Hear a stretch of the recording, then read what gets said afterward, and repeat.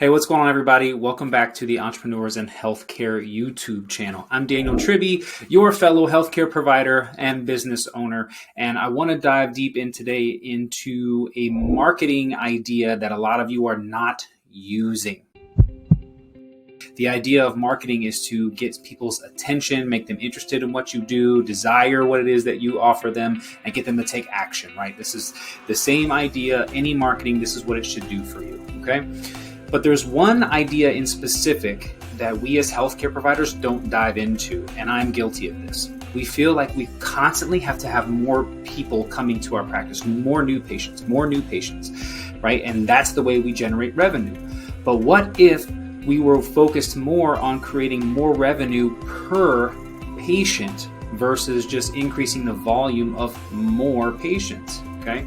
The one way that you can do this is by email marketing. Okay, I know some of you are like, oh God, another freaking email. I get 10,000 of those in my email box every day. I don't read half of them. Exactly. Okay, everybody still uses email marketing. It's not dead. The problem is you don't read some of these until you actually need the product or service, or they haven't done their due diligence in convincing you need the product or service.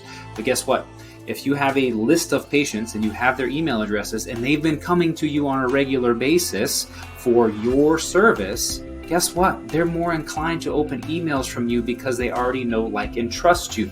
So I'm going to give you 3 things that you're probably doing wrong in your email marketing. Right? 3 things. Number 1, you're not doing it. All right? This is the problem. You need to do email marketing.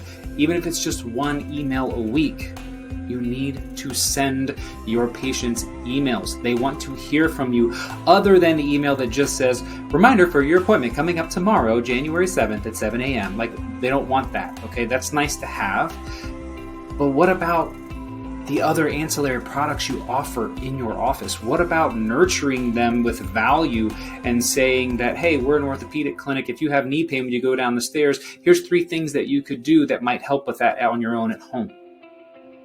These are very simple things that add value to your patient base, that get them to know, like, trust you, and refer more people to you. That's the idea, right? Use your patient base to refer more people to you, but also have those same patients keep coming back because you offer something that nobody else does, and that's value, okay? So first mistake is you're not sending emails, okay? There are 5 types of emails that you can send, but that you should be sending, and you can just rotate these through on a regular basis, all right? My practice sends 2 to 3 a week, okay? You probably want to start off sending 1 and then gradually work your way up to more than that.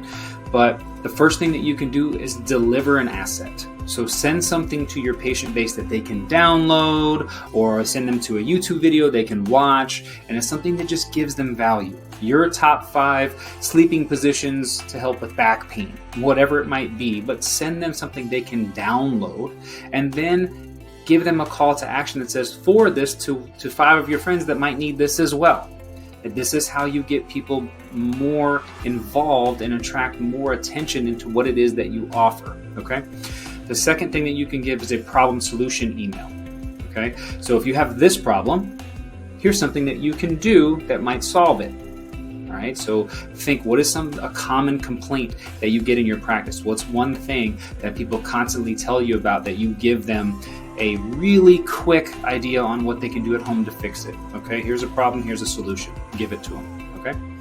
Third one is overcoming an objection, okay? For me, I have a cash pay practice. My number 1 objection is the cost, okay? So I'll come in with an email that just says, hey, guess what? I know that a lot of you think that X amount, thousands of dollars is a lot to spend at our practice, but think about this. And then I'll line up how much it actually costs them from a time perspective if they miss work or they have to go to therapy 3 days a week. I give them just a different objective to look for. Okay, so think about that. Overcome this objection by getting them to look at something differently, right? So what are some common opinions or thoughts or objections that people have about you as a practitioner, and how can you overcome those? Okay. 4th email you can send is a testimonial email. Very, very simple. You can have somebody, I have my practice, my team records testimonials for people who are willing to get in front of a camera and do it. We post them to social media. We send them out in emails. Okay. It's not unheard of to screenshot your Google testimonials and email those out and just say, hey, look what Sharon's saying about our practice, and send them to your people. Okay? People want to know that there's social proof behind what you do. And last, paradigm shifts. Okay, we used to think this, now what we know is this. Okay, we used to think that steroid injections helped, but what we actually know is they only decrease inflammation, but they cause further wear and tear to the soft tissues in your joint. Okay, educate people. Okay, these are just 5 value-based emails that you can send to people that just get them more involved in what you're doing and the type of practice that you are. Remember, people will do business with who you're being before they'll do business with what it is you actually do. Okay. The second mistake I see people making is you're not focused on one thing in your emails. Okay, so if you're sending out monthly newsletters, nobody reads that shit. Stop sending out emails that are this long that have pictures of your team or this event and what's happening this month. And stop. People they're not going to read that. Okay, less pictures is better. More words. Okay, it's an email. It's not a pictogram. Okay, we're not here to scroll through Instagram. All right, send words in your emails. Okay, one thing for one person. If you're going to talk about knee pain when you go down the stairs, then talk about knee pain when you go down the stairs, and here's what you can do that might help. Stay on that topic. If you're going to talk about pelvic health because you're an OBGYN and here's one thing that you need to know, stay to the one thing for one person. Do not put 75 topics with 15 asking points in your email. You're confusing people. One single thing. And then lastly, and most importantly, is you have to offer value. As I said this, if you're not sending emails, you're not sending value. Okay? If you're not talking about one thing, you're giving way too much information. You have to give these people value. And not everybody who went to your website the first time is going to automatically go, ooh, let's call them. That doesn't work like that. Get these people subscribed to your mailing list and talk to them. Just give them free value. And please don't say to me, well, they have to pay us for our services, so I'm going to give them free value. If you're not going to give them free shit, somebody else will.